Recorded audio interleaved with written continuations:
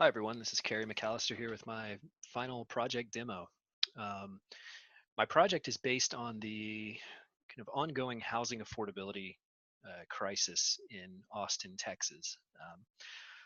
Austin's consistently rated as one of the most livable cities in the U.S., has a pretty progressive and tolerant reputation, but it also has a little bit of a history for some racial and economic segregation over the past number of decades. So Uh, as the city becomes more popular, housing costs have risen, driving many people out, and it's been a pretty widely debated subject here for a number of years. And so, my goal with this project was to put together a kind of a one-stop shop of data sets for interested parties to be able to view the different factors that have gone into this housing affordability crisis.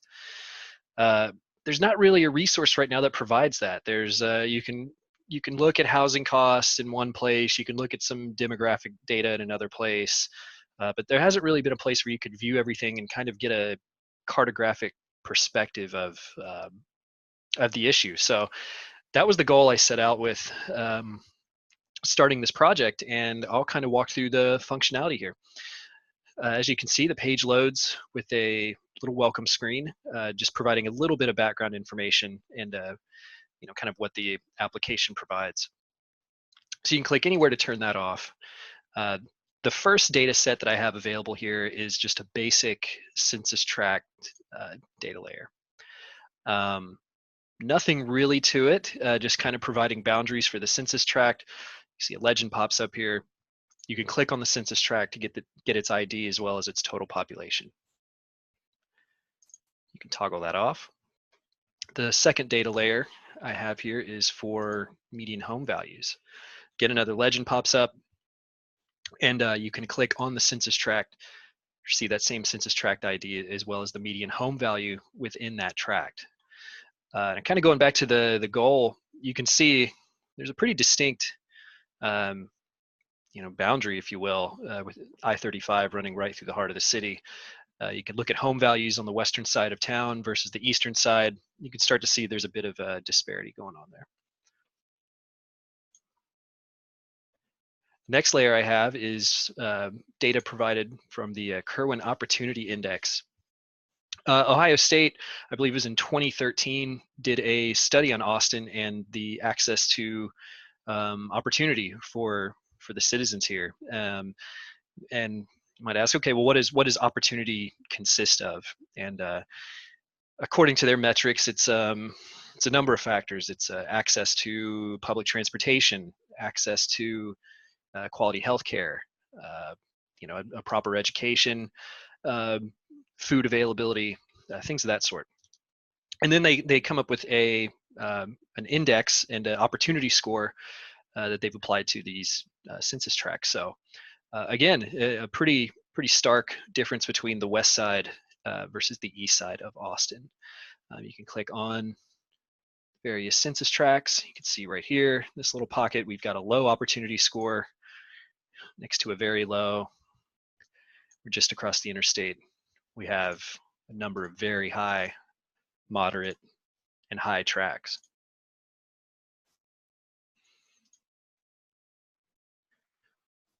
Another layer that I was able to implement in this project was the undeveloped land. I think this is something that gives a interesting perspective. Well, for one, so you receive a pop-up with a parcel ID, but you can look at the type of availability of undeveloped land, again, on the east side of Austin, which has been a place of a lot of displacement has been happening in East Austin with new development. And you can see that more and more is coming with the number of lots and just the amount of land that's undeveloped on the east side of town.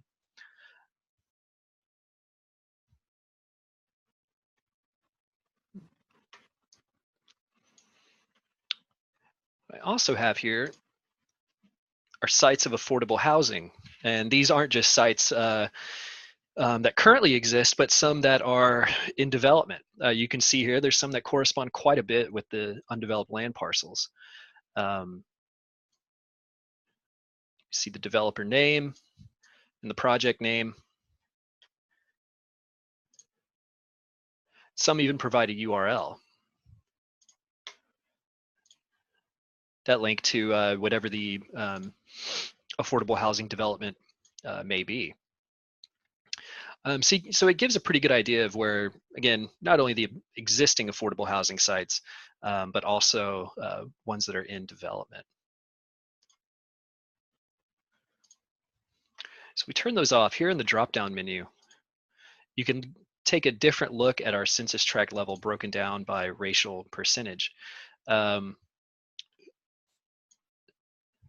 can see that there's a much higher, this part of over in Terrytown, you have a little over 91% white population, but over here, it's just a little bit under 16%. You can see again I-35 playing as the kind of de facto border line between, kind of segregated Austin. We can switch that to look at the black percentage here, and a little over 50%, these pockets of East Austin. Look at Hispanic. And this is for the metro area as well, this data. The only data set provided in this application that is not comprehensive for the metro area is that of the undeveloped land. That is only for the city of Austin. It's data stored and maintained by the city of Austin, but it doesn't reach out as far as Round Rock or San Marcos or any of the other kind of metro cities.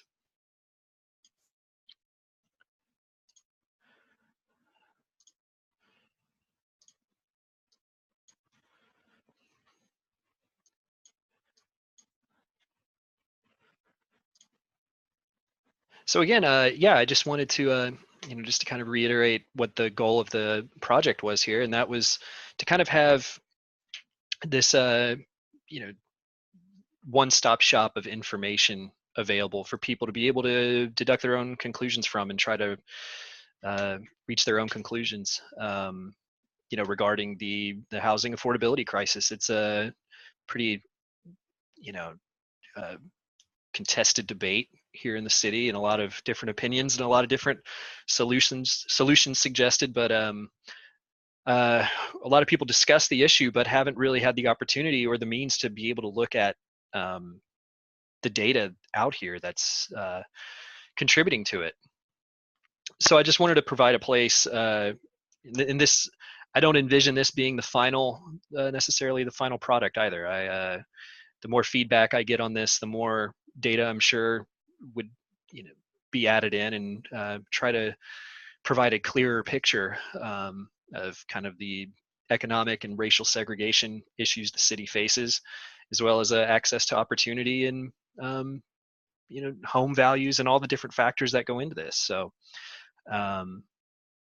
while it's a operating application now, it's something I'm going to continue to work on and try to provide more functionality as time goes by, and hopefully we can provide some usage to whether it's the academic community or policymakers or just concerned citizens that want to know more about what's going on in their city.